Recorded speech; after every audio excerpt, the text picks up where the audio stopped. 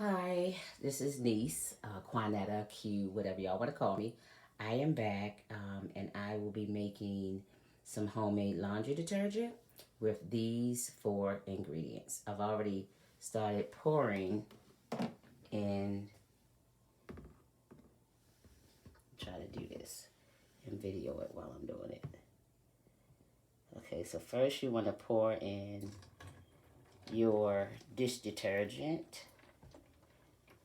I pour it all in there and leave it upside down. And make sure that it's all emptied out.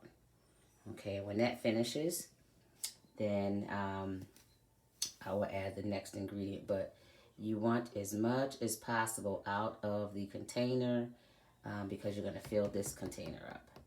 This is an old laundry detergent container, and I'm going to fill it up as much as possible. Okay? All right, so